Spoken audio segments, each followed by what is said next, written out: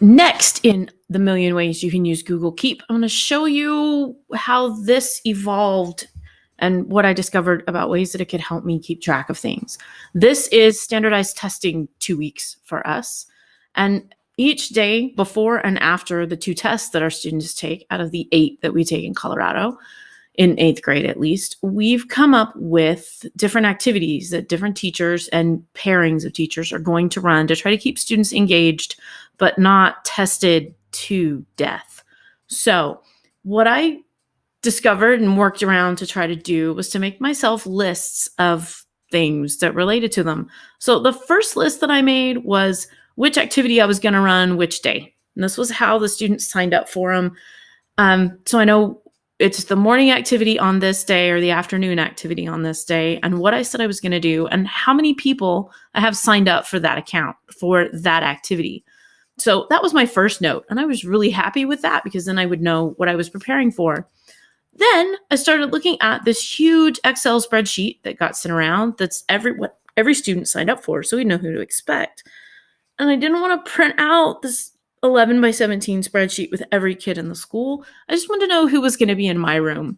So what I did was I created a different list each day, different color, for who's going to be in the room on what day, at what time, how many kids, their names, and what the activity was. And what it occurred to me that I could do, as you can see with a couple of these that happened last week, I put in, not on this one, Crunker doesn't need a URL for anything. But as I came in, I used this with the checkboxes to take roll. So I knew who was here and who wasn't.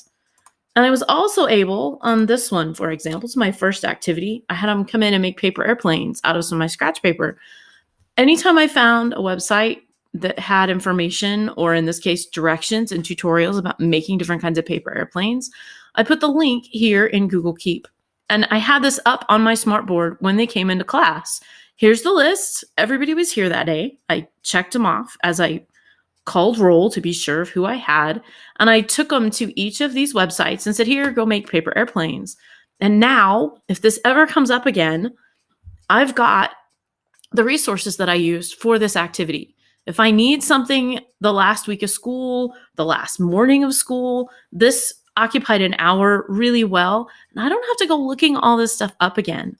I was also able, as this kept developing in my brain, to make a new label. And so these are all under the testing labels. If I remember an activity that I created, I say that was testing week. What website did I use? How many kids did I have? Did it work or not?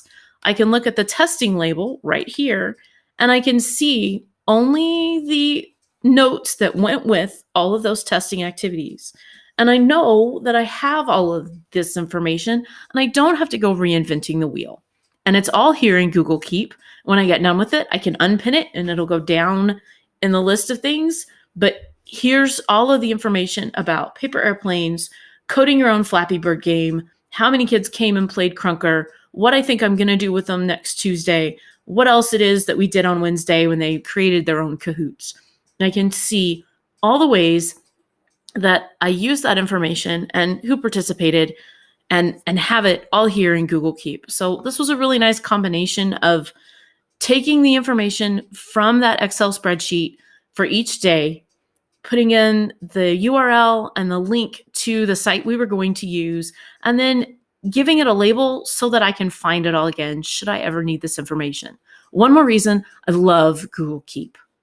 And even better, I could get to it on my phone. If something went wrong with my computer, or if this screen was frozen, I could get in and do whatever else it is I needed to do. Students had the links that they needed and knew who else was supposed to be there and how things were going to work. So I used those 4 activities, and I'm going to use it for 4 more. I really enjoyed this, and I really suggest that you get into Google Keep and see what you can make it do for you.